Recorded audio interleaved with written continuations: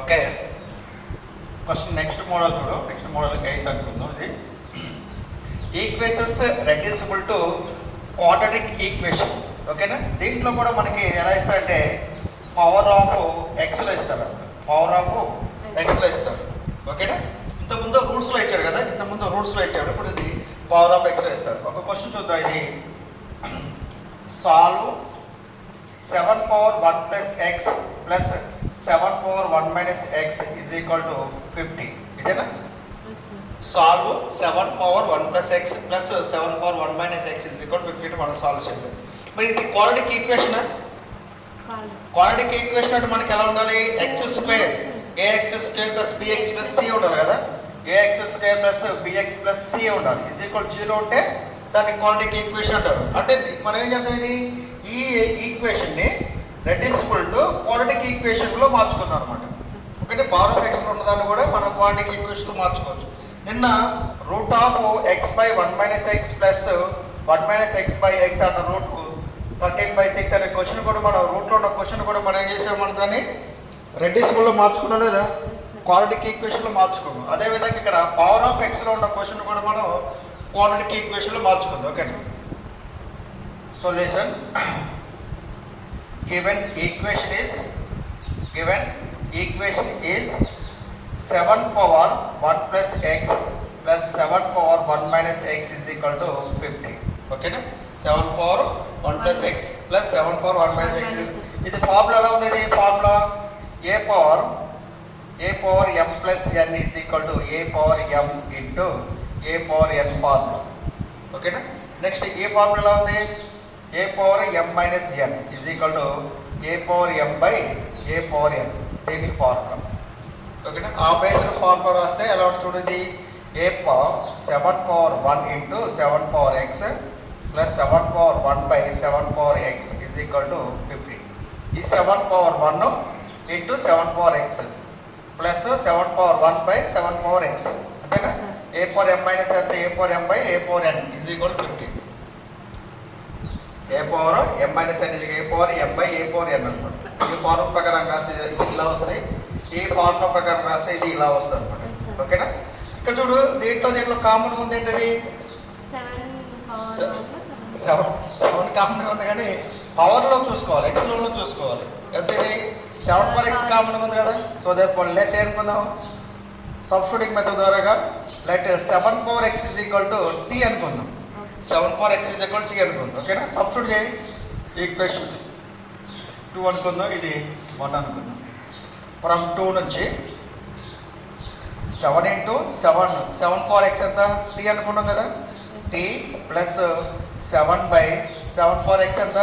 t is equal to 50. ఇది LCM కడితే ఎంత వస్తుంది? ఎల్సిఎం కడితే 7t square plus 7 by t is equal to 50. అంతేనా? t into t స్క్వేర్ మాట్లాడుకోవాలి. నెక్స్ట్ t ఎటు పోతే ఎంత అవుతుంది? 7t square plus 7 is equal to 50 into t. t ఎటు పోతుంది? 50 తీసుకొస్తే ఎంత?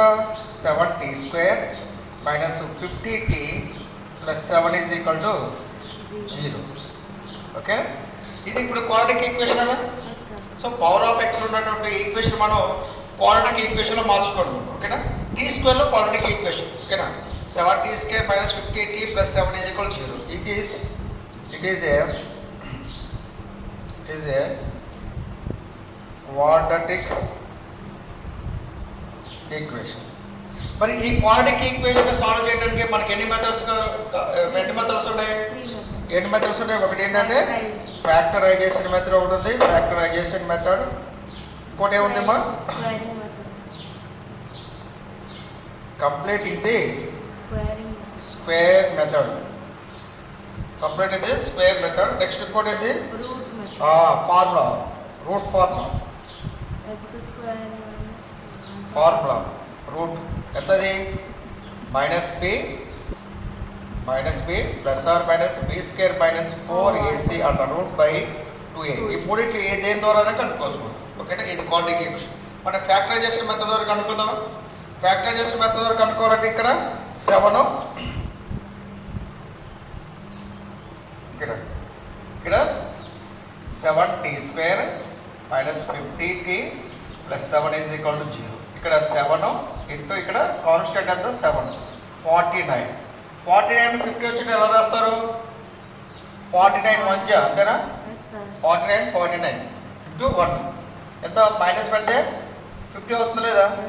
7t square minus 49t minus 50 plus c plus 7 is equal 0. దీని నుంచి మనం ఏది కామన్ తీసుకోవచ్చు? 7t కామన్ తీస్తే t మైనస్ 7, ఇక్కడ మైనస్ ఉంది కాబట్టి మైనస్ కామన్ తీస్తే t minus 7 is equal to 0. t minus 7 ఇక్కడ 1 కదా, 1. 7t minus 1 is equal to 0. ఓకేనా? t minus 1 is equal to 0, 7t minus 1 is equal to 0. t minus 1 is equal to 0, 7t minus 1 is equal to 0. t is equal to 7, 7t is equal to 1, t is equal to 1/7. So therefore case 1కి ఏం చేద్దాం? t is equal 7 చేద్దాం. t is equal 7 case 1. t అంటే మనకి ఏమనుకున్నాం? t అంటే 7 power x is equal to 7. అంటే 7 power ఇది 7 power ఇది 7 power కదా, పవర్ 1 ఉన్నట్టే కదా. బేసెస్ ఆర్ ఈక్వల్, పవర్స్ అన్నీ కూడా ఈక్వల్ అవుతాయి కదా. Okay, so that x is equal to 1, x is equal to 1 వచ్చింది. నెక్స్ట్ కేస్ 2 ఎంత? Case 2 t is equal to 1/7 వచ్చింది కదా. t వాల్యూస్ 2 వచ్చింది.